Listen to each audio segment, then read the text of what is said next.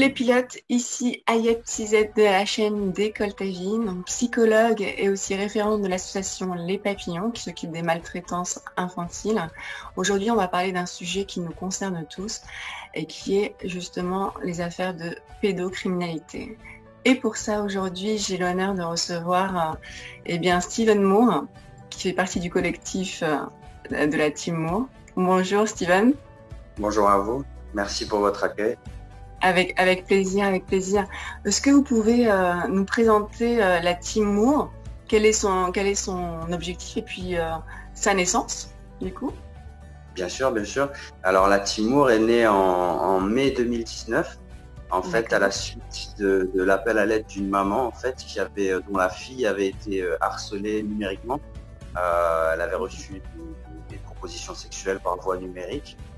C'est une jeune fille qui avait qui était en état de dépression nerveuse, etc. Et en fait, sa maman m'a demandé de l'aide. Donc c'est de là que tout a démarré. À ce moment-là, j'ai commencé à créer le premier enfant virtuel et très rapidement, j'ai réussi à compromettre numériquement cette personne, ce prédateur sexuel qui a été jugé, qui a été condamné d'ailleurs depuis. Voilà, c'est en fait l'objectif de la Team Moore, il est finalement en même temps très compliqué et très simple. L'objectif, c'est de mettre en place des enfants virtuels en respectant un cadre juridique très précis. On a des enfants virtuels, ça veut dire qu'ils n'existent pas en fait. Absolument, c'est ça. En fait, tout le monde parle de faux profil. Moi, j'insiste sur ce terme d'enfant virtuel parce que pour moi, un faux profil, ce serait uniquement mettre quelques photos, etc. Nous, on essaye d'aller bien plus loin que ça. On a essayé de professionnaliser ça. On essaye vraiment de s'inspirer de ce que font les cyberpatrouilleurs de la police et de la gendarmerie nationale. On crée vraiment un enfant. On essaye vraiment de créer une illusion totale un enfant avec un scénario, etc. On essaye de donner vraiment vie à un enfant. Un profil complet, absolument. Un profil avec des passions, avec... Un enfant. On essaye vraiment de créer un enfant complet. Et on attend d'être contacté par des prédateurs sexuels. Et ensuite, l'objectif est de compiler le maximum de preuves à son encontre et de compiler également toutes les infractions qu'il pourrait commettre, à savoir proposition sexuelle, corruption de mineurs, envoi de fichiers pédopornographiques, proposition de rendez-vous, etc. Et on constitue des dossiers judiciarisables qu'on remet aux autorités. D'accord. Et vous diriez que ça met combien de temps entre le moment où vous allez créer ce profil d'enfant virtuel et le moment où vraiment vous pensez que vous avez un dossier suffisamment épais?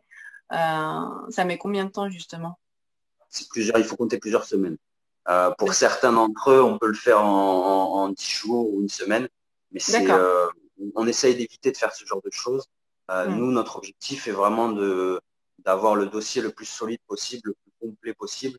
Donc en moyenne, c'est 2 ou 3 mois de travail.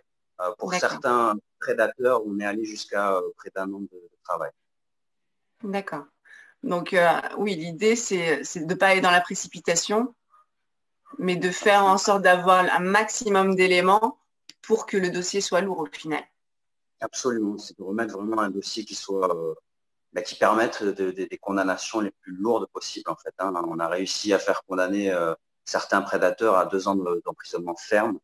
Il faut savoir quand même que bien malheureusement la justice étant ce qu'elle est, la plupart d'entre eux s'en sortent avec des peines de prison avec sursis, obligation de soins et ils sont fichés.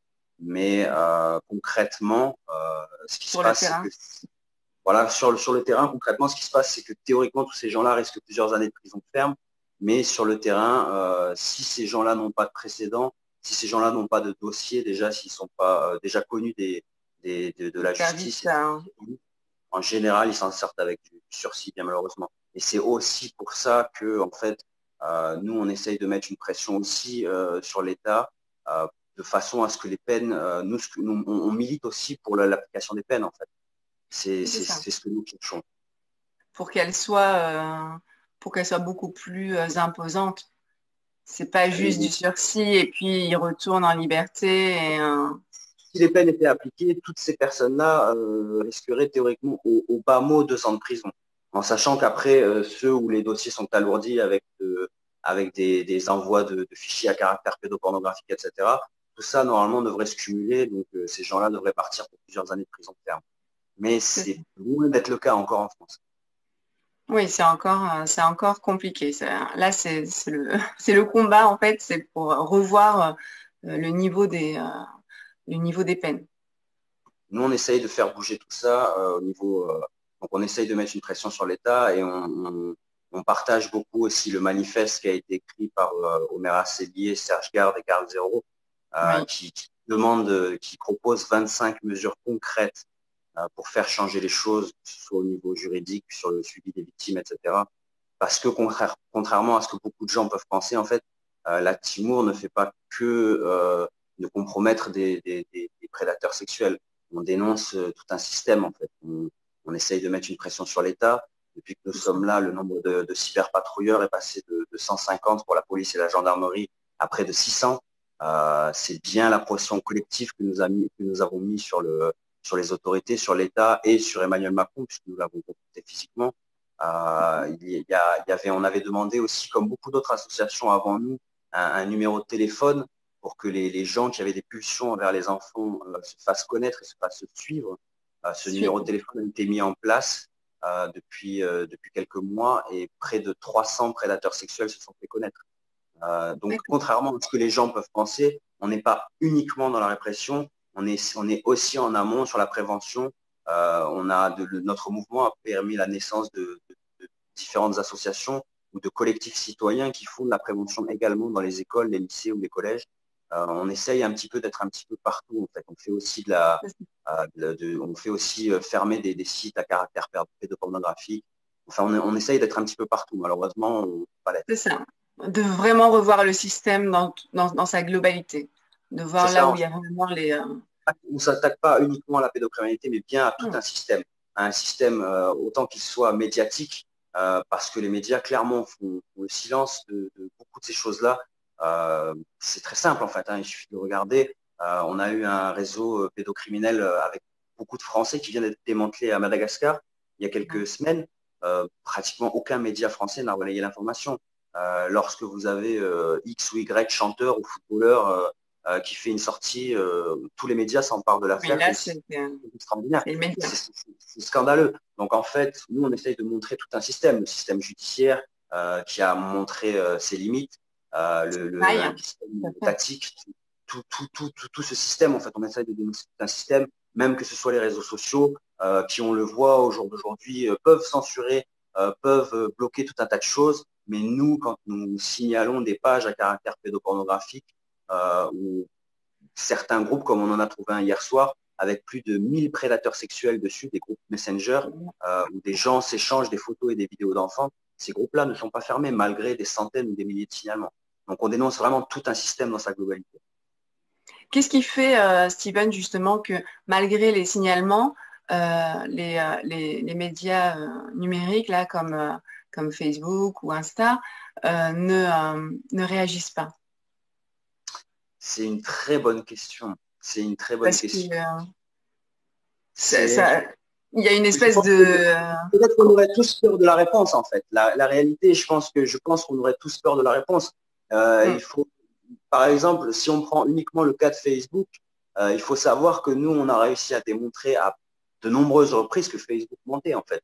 Qu'ils ont menti de façon publique et de façon répétée, en fait. Ils ont prétendu encore très récemment dans un média suisse que des enfants virtuels ou que des enfants normaux ne pouvaient pas avoir d'invitation par message. C'est totalement faux. C'est totalement faux. Tous les enfants virtuels que nous avons reçoivent quantité d'invitations par message. Ils n'ont pas besoin d'être amis avec ces prédateurs sexuels pour recevoir des messages. Donc Facebook a menti. Les algorithmes de Facebook peuvent détecter ces images à caractère pédocriminel. Facebook a proposé une collaboration à un certain moment avec la Timour. Ils ont ensuite refusé de nous parler. C'est eux qui ont exigé de nous parler et nous étions au rendez-vous. Ils ont ensuite refusé de nous parler. C'était à la Ils sont suite revenus sur leur... Absolument, absolument, absolument. D'accord. À la suite d'une diffusion dans un reportage qui a fait plus de 8 millions de vues, un reportage où nous avons dénoncé certaines choses qui se passaient sur Facebook. Ça a créé un scandale, on a été contacté par Facebook et ensuite ils ont D'accord. refusé de nous parler. Mais il y a énormément de choses à dire mais quand je parle de ce réseau social, c'est clairement la même chose sur tous les réseaux sociaux en fait, Oui, hein. oui, c'est Euh, pas spécifiquement. non, c'est pas spécifiquement sur ce Bon. groupe-là, mais clairement, il y a énormément de choses à dire, ne serait-ce que sur Facebook. Il faut bien comprendre que nous, on pense qu'il y a quand même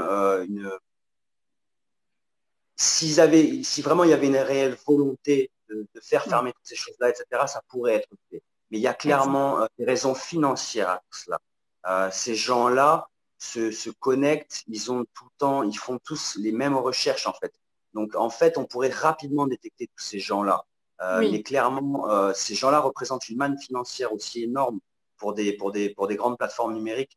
Donc il y a évidemment une histoire d'argent, mais ce sont des choses que je pense que très peu de gens veulent soulever en fait comme interrogation, parce que ça dérange, parce que ça fait peur. Il y c'est a ça. quelques années, des journalistes de la BBC avaient dénoncé des groupes pédophiles sur Facebook. Facebook avait dénoncé les journalistes de la BBC aux autorités. Ah oui, d'accord. Il y a quelques années, absolument, c'est ce que je vous dis là, on peut le sourcer de presse officielle. Mhm. Il y a quelques années également, Facebook avait fait un sondage en demandant à ses utilisateurs si ça dérangeait que des hommes d'âge mûr demandent des photos de nus à des fillettes de 14 ans. Facebook, bien entendu, a prétendu à une erreur. Mais tout ce que je vous dis là est vérifiable. Il y a eu de grands Oui, c'est articles de ça. presse Tout est. sur le sujet.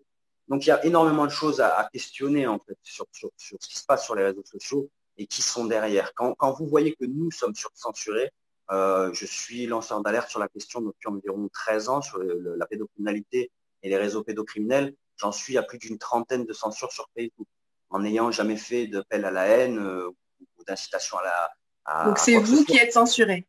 Absolument, absolument. D'accord. Donc c'est Il y a totalement quelques, il y logique. a c'est totalement illogique. Il y a quelques mois, on avait dénoncé un groupe où il y avait plusieurs milliers de personnes qui s'échangeaient publiquement des vidéos de viol et de torture d'enfants. On a fait signaler cette page par plusieurs centaines ou plusieurs milliers de personnes. Lorsque nous avons décidé de dénoncer cela sur la page Facebook de la Timur, la publication a été censurée en moins d'une minute. Donc un jour, il faudra vraiment que ce réseau social s'explique là-dessus sans mentir et moi, j'aimerais avoir un entretien en direct avec eux et pas par médias interposés parce que Oui, c'est ça, on clairement, ils dit. ont menti à plusieurs reprises. Et je peux démonter chacun de leurs arguments sans aucun problème. Oui, oui, complètement. Donc, et de toute façon, pour en venir à bout, ça sera justement avec la collaboration de tous, c'est-à-dire aussi bien des autorités publiques, aussi bien des médias sociaux, et aussi des associations comme vous, comme le collectif de la Timur et d'autres, pour en venir à bout. Mais c'est que comme ça que ça va changer. Les choses sont en train de bouger à grande échelle, hein. Je vois que de plus en plus de gens sont en train de faire bouger les choses, de plus en plus de collectifs, de plus en plus d'associations sont en train de mettre une pression sans Énorme. précédent. Je pense vraiment que 2021 va être une année charnière dans la lutte contre la pédocriminalité. On aide aussi à l'organisation de manifestations qui ont lieu une fois par mois, désormais sur toute la France, qui partent aussi d'une initiative citoyenne. Les gens veulent que les choses changent désormais et le gouvernement, les autorités ne pourront plus faire comme si tout cela n'existait pas. Et c'est bien grâce à une pression collective que nous pourrons faire changer les choses. C'est que avec justement cette pression-là que les choses bougeront. Et, euh, et d'ailleurs, par rapport aux autorités, comment ils vous voient aujourd'hui? Est-ce qu'ils vous voient comme des collaborateurs, voilà. Alors c'est toujours ça, c'est la question piège en fait, parce que en fait officiellement on a des responsables des autorités qui nous ont traités publiquement et à plusieurs reprises de hors la loi en disant que nos D'accord. éléments étaient irrecevables par la justice. Ces deux personnes s'appellent Monsieur Éric Perrault et Madame Véronique Péchu. Sauf qu'en l'occurrence, ces deux personnes, en disant cela, se sont mis eux-mêmes en infraction C'est puisqu'en ça. l'occurrence, nos éléments sont totalement recevables aux yeux de la justice. Donc cela représente un délit, c'est de la diffusion de fausses informations. Et lorsqu'ils disent que nous sommes des hors-la-loi, cela représente de la diffamation publique. Donc les propos de ces deux personnes-là sont totalement condamnables en réalité. Encore très récemment, dans un très grand documentaire sur France 2, un procureur de la République a reconnu publiquement que non seulement nos éléments étaient recevables, mais que la TIMO représentait une aide pour la justice et que cela représentait l'avenir de la lutte contre la pédocriminalité.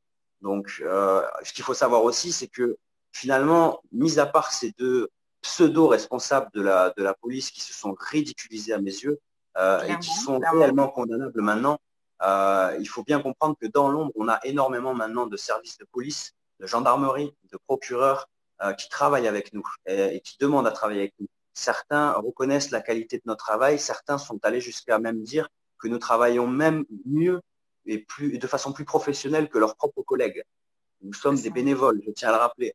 Donc clairement, nous, on a de précautions. On prend absolument, on a vraiment essayé de professionnaliser tout ça.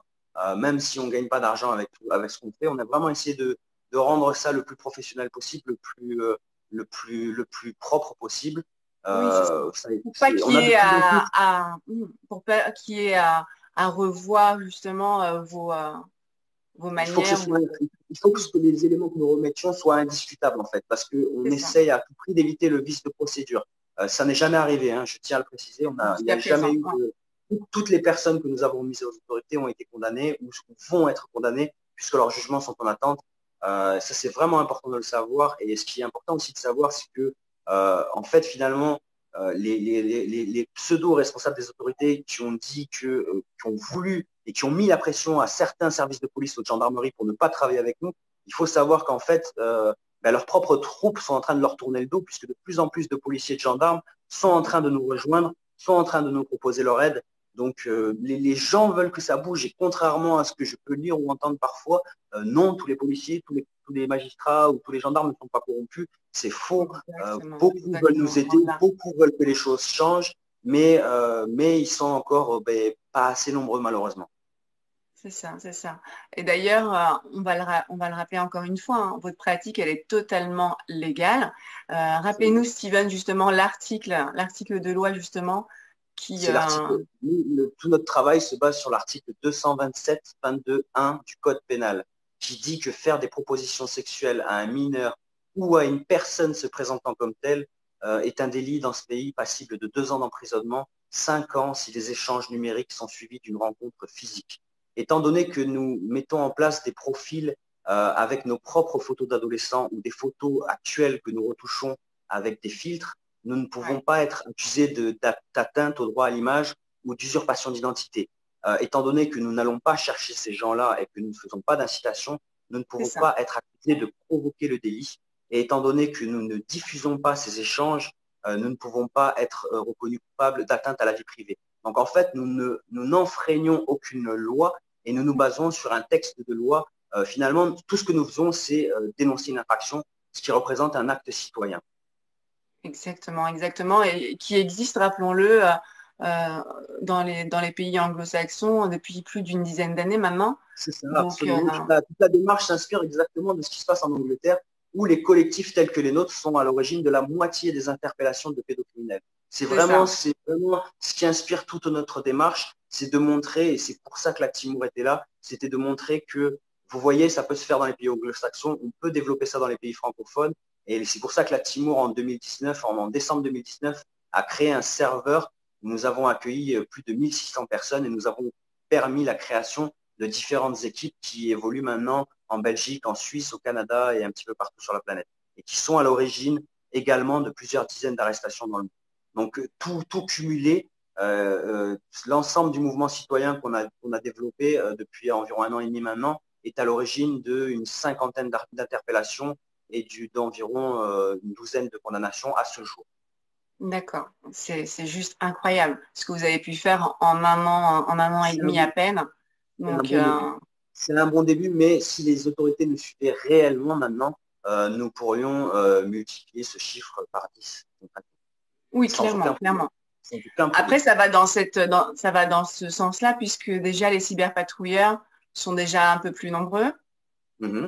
Officiellement, ça aussi c'est intéressant de le noter parce que les chiffres qui sont donnés ne sont jamais les mêmes. Et ça aussi c'est intéressant de le noter. Par exemple, pour la plateforme Pharos qui fait qui doit gérer environ 200 000 signalements par an. Il faut savoir que si vous regardez même la presse officielle, hein, une fois ils sont 14, une fois ils sont 27, une fois ils sont 30, une fois ils sont 20. Enfin, les chiffres Oui, donnés ne sont jamais les mêmes. c'est aléatoire à chaque fois. Il y a quelque chose qui cloche. Il y a clairement quelque chose qui cloche. Les cyberpatrouilleurs de la police nationale étaient 20 l'année dernière. On nous a dit qu'on allait mettre les moyens en place. Là, je parle uniquement de la police nationale. Et cette année, dans une interview dans un grand média français, ils étaient passés à 14. Donc, les chiffres n'arrêtent pas de changer, d'évoluer. D'accord. C'est pas du tout Donc, stable. Ouais, on sait non, pas.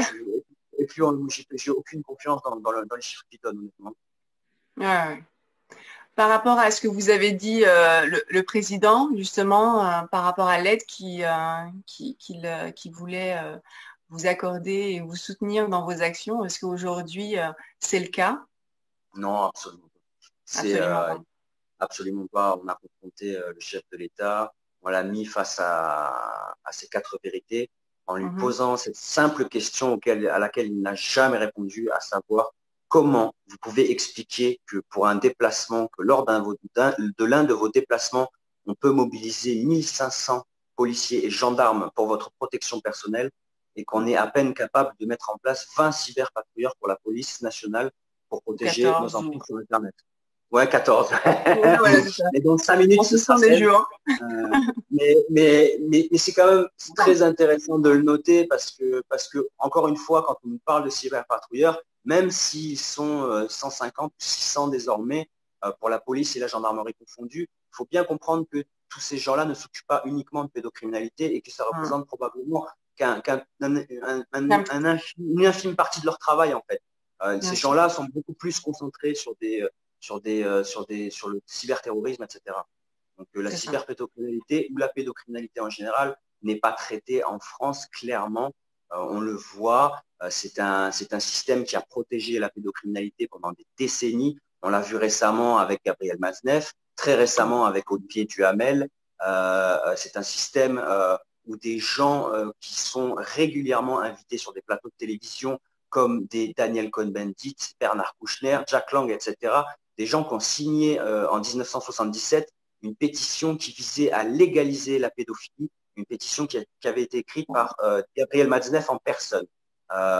Curieusement, ces gens-là sont toujours invités sur des plateaux de télévision Sur et les ils font la plateaux. morale au peuple français. C'est quelque chose que je n'arrive pas à comprendre, c'est quelque chose que je dénonce depuis plus de 10 ans, comme tant d'autres, comme beaucoup d'associations et de collectifs. Bien sûr, Euh, bien sûr. et un jour, je pense qu'il faudra des précisions, des explications sur tout cela, parce que on est nombreux à trouver cela intolérable. C'est exactement ça. C'est comme s'il cautionnait quelque part. Il Absolument, y a quelque chose absolument, de sous-jacent, en tout cas, à ça. absolument. Gabriel Matzneff a reçu des prix littéraires encore jusqu'au début des années 2010. Donc, comment peut-on expliquer cela alors que cette personne-là a fait l'apologie et a détaillé ses crimes dans des livres où il violait des enfants de moins de 10 ans? Comment on Complètement. peut accepter que cette personne-là ait reçu des aides de l'État, ait reçu... c'est complètement... On marche sur la tête. On marche sur la tête. Je vois Exactement. Olivier Duhamel aujourd'hui, on sait maintenant et c'est maintenant même dans de presse officielle que tout un tas de gens, que un cercle de gens influents savaient depuis longtemps et personne n'a rien dit. Comment peut-on expliquer cela? La non-dénonciation de crime est un délit en France. C'est ça. C'est ça. Donc, c'est comme s'il y avait de la complicité. Absolument, Mm. il y a de la complicité, absolument. On l'a vu euh, personnellement, j'ai commencé ce combat il y a plus d'une décennie à la Mm. suite du visionnage du documentaire sur l'affaire de Zandvoort. Quand on voit des documentaires comme celui de l'affaire de Zandvoort de Carl Zero ou des Ouais. documentaires d'Élise Lucet, Viol d'enfant à la fin du silence, qui d'ailleurs est censuré sur absolument toutes les plateformes du net. Un jour aussi, il faudra qu'on m'explique ce genre de choses. Pourquoi c'est Comme très censuré? récemment, on a vu des gens, on a vu les enfants de Émile Louis ou d'un autre prédateur sexuel où ces gens-là expliquaient qu'ils pensaient, leurs propres enfants expliquaient que contrairement à l'idée qui était véhiculée dans l'opinion publique, que ces gens-là étaient des prédateurs sexuels isolés, des tueurs isolés, il y a beaucoup de faits qui peuvent nous montrer, qui montrent que on peut se permettre de penser que ces gens-là étaient loin d'être seuls, qu'il y avait des réseaux derrière Oui, ces gens-là, exactement. tout comme dans Exactement. l'affaire du trou et dans tout un tas d'autres affaires d'ailleurs. Il Oui. y a C'est évidemment rarement. des choses qui sont étouffées en France. Moi, je me rappelle du gendarme Jambert, c'est quand même quelqu'un qui a dénoncé des choses graves, des faits graves, quelqu'un qui enquêtait sur des réseaux pédocriminels, qu'on a retrouvé avec 2 balles dans la tête et on a conclu au suicide. Bien évidemment. On va maquiller ça après comme on veut et bien évidemment. Mais on sait très bien qu'aujourd'hui, ils agissent en réseau. Absolument, il y a clairement des réseaux. Comment l'affaire de Zandvoort a été étouffée montre bien, et les mensonges des autorités autour de cette affaire montrent bien qu'on a voulu étouffer quelque chose qui dépassait l'imagination. Dans un pays tel que le nôtre, ce dossier aurait dû créer un électrochoc dans l'opinion publique. On parle de plusieurs dizaines ou centaines de milliers de clichés et de vidéos d'enfants violés, torturés, drogués, etc. Il y avait 81 mineurs français qui ont été reconnus sur ces clichés. La justice française a classé l'affaire sans suite. Tout comme la justice belge et la justice, la justice des Pays-Bas. Donc, je compte qu'il y a beaucoup de questions à poser sur beaucoup de choses. C'est clair. Et il va y arriver une heure justement où tous ces dossiers qui ont été classés, il va y avoir un moment où tout ça, il va y avoir ils devront répondre en chacun de leurs actes. J'espère bien. C'est pour ça que je dis que tout ça, tout ça part les choses changeront grâce à une pression collective, grâce à tout un tas d'actions citoyennes, comme ce que fait l'association Les Papillons, comme ce que fait l'association Les Résilientes, les disparus anonymes et tout un tas d'autres collectifs, Innocence sans danger, Wanted Pédo, tous ces collectifs, tous ces groupes, tous ces gens qui se battent chaque jour pour faire avancer le sujet, et tout un tas d'autres anonymes. Ce n'est que comme ça que les choses avancent. En fait. C'est clair. Les gens commencent vraiment à prendre conscience. C'est ça, absolument. Peuvent agir. Et le problème, c'est surtout qu'ils peuvent agir. C'est que beaucoup de gens, tout le monde peut agir en fait. C'est ça aussi. Nous, on le voit, c'est que maintenant, on reçoit des centaines, des milliers de personnes qui nous disent on veut intégrer la Timor, mais nous, on peut pas finalement engager le monde entier. Et ça n'a jamais été l'objectif. L'objectif pour nous était de créer une vitrine, de montrer que ce que nous faisions était faisable et était légal. C'était juste de montrer un exemple, un peu un modèle. Mais chaque personne peut faire quelque chose à son niveau. On l'a vu avec l'association des papillons, on l'a vu avec tout un tas d'autres initiatives, comme je pense aussi aux disparus anonymes, qui a retrouvé énormément de mineurs. Je pense aussi aux résilientes, qui a créé des groupes de parole, qui a permis de sauver énormément de gens. Chacun d'entre nous peut faire quelque chose, chacun d'entre nous peut travailler, ne serait-ce que dans la prévention, etc. Il y a énormément de choses à faire en fait. Mon message à moi, ce serait de dire aux gens, arrêtez d'attendre après les autres, essayez de trouver des solutions. Les solutions existent, il faut juste se donner les moyens en fait. C'est ça. Et que la passivité va pas changer les choses et que si on délègue aux autres ou aux autorités, les choses ne changeront pas ou en tout cas très lentement. Complètement. On est d'accord. Steven, qu'est-ce que vous pouvez donner comme conseil justement peut-être aux parents qui ont des jeunes et qui peut-être peuvent être justement amenés ou être face à des prédateurs? Il faut déjà dans un premier temps que les parents soient très vigilants avec les réseaux sociaux. Clairement, comme on le dit parfois, les prédateurs sont déjà dans la poche de vos enfants.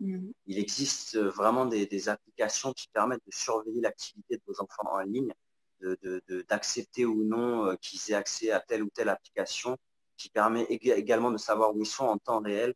L'idée n'est pas de les fliquer, mais vraiment réellement de les protéger, parce que beaucoup de gens ou beaucoup d'adolescents ou d'enfants ne sont pas conscients que l'Internet est clairement une arme, et une arme qui peut se retourner contre nous.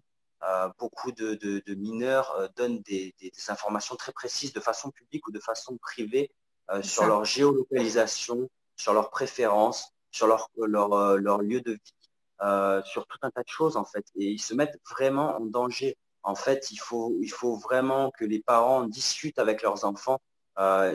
Évidemment qu'il faut travailler sur la prévention au niveau national, mais chaque famille doit le faire au sein de son propre au sein de son foyer déjà. C'est ça, absolument.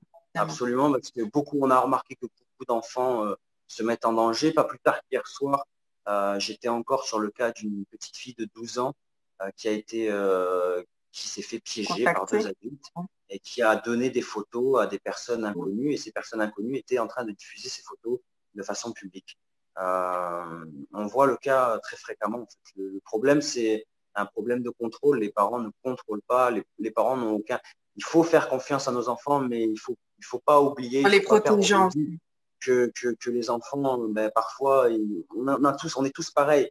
Les enfants, les adolescents aiment l'interdit et malgré la confiance, malgré le fait de surveiller, etc., il faut vraiment mettre des moyens en place. Et nous, on partage en ce moment, je n'ai plus le nom en tête, mais une application qui existe qui est vraiment très bien faite et qui permet D'accord. vraiment de Je la surveiller mettrai dans le descriptif. c'est vraiment, De- voilà, on met comme ça. Et c'est vraiment quelque chose, c'est un outil qui est utilisé par tous les membres de la Timur avec leurs enfants et qui permet vraiment d'avoir un œil sur l'activité de ces enfants Mhm. sur le net. Ok, non, c'est primordial, hein, c'est primordial que déjà au sein même du foyer, les parents puissent mettre ces protections-là parce que malgré tout, les jeunes n'ont pas conscience du danger et donc voilà, ils sont totalement insouciants. Donc c'est vraiment important déjà d'en parler, de pas faire l'autruche et deuxièmement de mettre les applications de sécurité pour les protéger au maximum. Steven, est-ce que vous pensez que il y a des profils types pour pour ces prédateurs? Est-ce que Non, ils ont un certain âge? Est-ce que un certain milieu? Est-ce que non, absolument pas. Absolument pas. On nous a déjà posé la question. Hum, Il n'y a aucun profil type. Hein. C'est un phénomène mondial, un phénomène qui touche absolument toutes les catégories socio-professionnelles, absolument toutes les d'accord. origines ethniques, Là, etc. dans vos arrestations, ça a De été tout. vraiment de tout. Dans les gens que nous avons fait arrêter, pour vous donner un ordre d'idée, on est entre 22 et 85 ans, du chômeur au chef d'entreprise, D'accord. certains fonctionnaires de l'État, on a de tout, absolument de tout. Oui, Euh, ça a pas de classe sociale, absolument, ça a pas de couleur. absolument pas. Absolument pas. Et vraiment des gens absolument de tous les horizons, pères de famille, grands-pères, etc., hommes célibataires. On a absolument de tout, beaucoup moins de femmes, mais on a absolument de tout. On a même fait démanteler un réseau pédocriminel au Canada. D'accord. Et, euh, et on a travaillé sur plusieurs affaires de réseau pédocriminel également en France, et où on a pu voir également qu'il y avait eu des couvertures, des protections, clairement. D'accord. Donc, oui, c'est juste incroyable, hein. Il y a pas de, il y a pas d'âge. Il n'y a pas d'âge. Non, non, Donc, absolument pas. Non. ça Il peut n'y a se pas cacher. trop. Il n'y a Ça, il n'y pas a pas trop. de profil. Quelles sont les nouvelles actions là pour 2021 pour la Timor? Qu'est-ce qui vous tient le plus à cœur de vraiment concrétiser? C'est une bonne question. On va faire en sorte que la peur change de camp. Déjà, exactement. Et c'est déjà en cours. Et c'est déjà en cours. Déjà en cours. C'est déjà en cours, oui, quand vous avez un procureur qui clairement, dans une grande émission de télé, reconnaît la légalité et le fait que ce que nous faisons représente l'avenir. Oui, je pense que la peur est déjà en train de changer de camp, oui, clairement. Clairement. Maintenant, à nous de mettre en place une collaboration encore plus étroite avec encore plus de services de police et de gendarmerie. Et voilà, le but maintenant est vraiment de mobiliser le plus de gens possible à cette noble cause. Et pas seulement, comme je vous le disais, en nous rejoignant, parce que nous, on est dépassés, on ne peut plus répondre à la demande, mais clairement en incitant des gens à s'inspirer d'initiatives comme les nôtres ou de toutes les associations que j'ai citées précédemment. Bien sûr. C'est comme ça que les choses changent. C'est ça, que chacun participe à son niveau en fait, hein. Et plus on Absolument. sera nombreux, hein, c'est vraiment ça, hein, plus on sera nombreux, et plus il y aura de monde mobilisé, et plus là vraiment la peur et la honte, j'ai envie de dire, de préciser aussi la honte, Ça, changera de camp. Parce la honte doit qu'aujourd'hui, changer de camp, de ça. c'est c'est plutôt voilà, c'est plutôt l'inverse, c'est plutôt la victime qui a honte et Ah ben, jusqu'au jour d'aujourd'hui, oui, c'est absolument ça. Oui, nous, on est contactés par des victimes, alors ou par leurs parents ou par des mineurs. Et clairement, c'est toujours ce discours qu'on retrouve à chaque fois. C'est les victimes qui se sentent coupables, qui se ouais, sentent, qui se sentent, c'est c'est vraiment ça, c'est intéressant parce que ce que vous dites, parce que c'est vraiment ça, c'est le monde à l'envers en fait. Les gens qui dénoncent comme nous des prédateurs sexuels, des pédocriminels, sont traités dehors la loi. J'ai jamais entendu les autorités dire que les gens que nous dénoncions les inquiétaient ou quoi que ce soit. Hein. Oui, c'est ça, c'est ça. Et les victimes se sentent coupables. Donc on est vraiment, et c'est pour ça que, comme vous le disiez, il faut que la peur change de camp, mais aussi que la honte change de camp maintenant. Et c'est cette pression collective qui va faire changer les choses. Jusqu'à présent, on était en France une toute petite poignée. Les choses sont en train de changer à vitesse grand V. Il y a une dynamique qui s'est mise en place. Il y a tout un tas de gens qui sont en train de s'organiser un petit peu partout dans le pays. Et on va réussir, j'en suis convaincu, que cette année, on va réussir à mettre une pression suffisante pour que le gouvernement arrête de faire comme si ce problème n'existait pas et qu'ils arrêtent de se concentrer sur des choses qui sont totalement futiles. Là, j'ai lu hier soir pour un budget justement pour ces histoires de pédocriminalité, j'ai lu une histoire, alors je ne sais plus exactement c'était pour quel sujet exactement, mais c'était clairement sur la lutte contre la pédocriminalité, c'était une enveloppe de 21 000 euros. Et pour n'importe quel projet complètement stupide, on nous lance des enveloppes de plusieurs dizaines de millions d'euros, parfois ils parlent en milliards d'euros, et quand on parle de pédocriminalité, on n'arrive même pas à aligner 100 000 euros. C'est dingue. On se moque du monde, clairement. On se moque du monde. C'est exactement ça. C'est juste voilà, une petite poussière là qui est mise. C'est ça. Histoire de... On a vu même, alors ça aussi, je pense à l'argent, mais on voit au jour d'aujourd'hui, il n'y a aucun financement pour tout cela. Il n'y a clairement aucun financement pour tout cela. Oui, ça, alors que quand on entend des gens qui sont condamnés, je pense notamment à Balkany, met une cagnotte en place, lui récolte 50 000 euros. Nous, par exemple, on a une cagnotte en place. On ne fait pas ça pour l'argent. Mais quand je vois, mais c'est ce qu'on reçoit, mais c'est totalement dérisoire. Nous, on se fiche de l'argent. On ne fait pas ça pour l'argent. Mais c'est bien pour montrer que ce soit le gouvernement ou tout le monde, en fait, finalement, personne n'aide ce phénomène, ce mouvement citoyen qui est en train de naître. Et on a tous besoin, toutes les associations ont besoin de fonds. Nous, ça nous coûte énormément de temps, énormément d'argent. Et il n'y a rien qui est mis en place. Le gouvernement ne met rien en place. Les associations sont en train de se battre pour essayer de s'en sortir, pour essayer de survivre. C'est pas normal, clairement, c'est pas normal. Alors que pour des projets vraiment ridicules, des choses qui ne servent à rien, là, on voit des enveloppes. Ouais, bien sûr. Là, il y a des fonds, là, clairement, ils ont des fonds. Bien sûr. Là, aujourd'hui, clairement, il n'y a aucune aide de l'État en ce qui vous concerne? Ah non, absolument pas. Non. Nous, on n'a aucune existence légale, entre guillemets. Hein. On est vraiment un collectif citoyen. Le nom et le logo sont déposés pour éviter des usurpations d'identité ou des gens qui profiteraient, entre guillemets, de notre médiatisation ou qui essaieraient de se faire passer pour nous pour faire des choses illégales ou quoi que ce soit. Parce que c'est déjà arrivé, en fait, hein, faut le savoir. On a vraiment eu des gens qui ont essayé de faire des choses illégales ou qui faisaient des choses illégales en notre nom. Voilà, bien évidemment. Voilà, donc on a fait ça uniquement pour protéger, mais clairement non, on n'a absolument aucune aide de l'État, on n'a absolument aucune aide financière, en fait on n'a rien en fait. Clairement, nous on n'a absolument rien. Nous, faut bien comprendre que la Timour, elle est née d'un téléphone portable à 120 euros, sans ordinateur, sans rien du tout. Donc, mais c'est aussi, je pense que c'est aussi un beau message, c'est de dire, vous voyez finalement, il n'y a pas besoin de moyens, il n'y a pas besoin d'argent, il n'y a pas besoin d'être nombreux, il n'y a pas besoin de, même tout seul, avec de la détermination, vous pouvez, à votre niveau, faire quelque chose. Exactement, ça c'est un beau message qui montre qu'en fait c'est à la portée de tout le monde en fait, d'agir. C'est pas réservé uniquement à ceux qui vont avoir uniquement du matériel ou des choses high-tech. Je vous en ai parlé, contrairement à ce que beaucoup de gens peuvent penser et ce que certains journalistes ont voyé, ce qui est totalement faux. Moi, personnellement, j'ai commencé tout seul. Je ne suis en rien un expert en informatique. Je n'ai même pas d'ordinateur. Je suis à un niveau où même un enfant de 10 ans est plus compétent que moi en informatique. Il n'y a pas besoin d'avoir des compétences particulières. Il n'y a pas besoin d'être nombreux. Il n'y a pas besoin d'avoir d'argent. La détermination à elle seule peut faire les choses. La détermination, il faut de la détermination et des idées en fait. C'est clair, c'est clair. C'est un très beau message, en tout cas, Steven, que vous êtes en train de passer à travers la Timour, qui montre bien que voilà, tout le monde peut agir. Hein. Et il n'y a pas besoin d'être un expert, il n'y a pas besoin. Il y a des directives, bien évidemment, il y a des lignes de conduite à tenir pour rester dans la légalité, mais ça reste à la portée de tout le monde et voilà, sans technologie énorme en tout cas. On voit par exemple les associations comme la vôtre, comme les papillons, comme les résilientes, etc. C'est pareil, c'est comme ce que nous faisons nous. Bon, nous, on a quand même quelques règles, quelque chose à connaître en termes de loi, de jurisprudence, etc.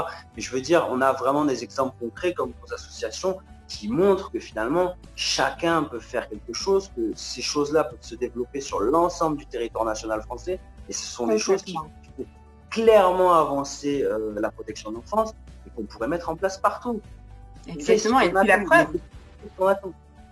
la preuve, et puis ça a dépassé le territoire français puisque c'est aujourd'hui en Belgique, en Suisse, au Canada. Donc ça veut dire que le collectif a fait des petits et que voilà, c'est duplicable. C'est une cause qui touche le monde entier en fait, hein, finalement. Et ça aussi, je pense que c'est un beau message, c'est de savoir que par exemple, ne serait-ce que dans la team ou dans les équipes du réseau Révolution qui se sont greffées autour, dans tous ces gens-là, dans toutes ces centaines de personnes, vous avez des gens aussi également de tous les horizons, des gens de tous les pays, des gens de toutes les religions ou non d'ailleurs, hein, des gens qui sont athées, des chrétiens, des juifs, des musulmans, etc., des gens de tous les horizons politiques. Et finalement, tous ces gens-là, c'est des gens qui probablement ne se seraient jamais parlé en temps normal. Tous ces gens-là travaillent ensemble, main dans la main, pour la protection de l'enfance. Donc c'est possible. C'est ça. Et c'est là où est la beauté de l'humanité, j'ai envie de dire. Ouais, je pense, ça aussi, je pense que c'est un bel exemple, un beau message, c'est de montrer que oui, pour les enfants, chacun est prêt à mettre ses convictions personnelles un petit peu de côté et de se dire, bon, ben là, on a un objectif qui est noble. Je me fiche finalement que de ne pas être d'accord avec cette personne sur telle ou telle chose, mais pour cette cause-là, je vais travailler avec cette personne-là. Et c'est faisable, nous on le fait. Nous on le fait. C'est magnifique, c'est magnifique. Merci beaucoup Steven en tout cas pour votre intervention. Comment dire, c'est vraiment d'utilité publique, mais à 2000%, parce que c'est vraiment l'affaire de tous. Et aujourd'hui, comme vous dites si bien, c'est la peur et la honte doivent changer de camp. Et c'est vraiment en étant tous main dans la main que les choses vont changer. Merci encore, Steven. Et à très bientôt. Et 2021, ça va changer. Avec plaisir. La peur va changer de camp. Merci à vous. Merci, à bientôt les pilotes et surtout faites passer le message et diffusez cette vidéo pour que justement encore plus de citoyens comme nous se réveillent et prennent des décisions et passent à l'action, voilà, comme Steven, comme tout un chacun. Merci encore. À bientôt. Merci à vous.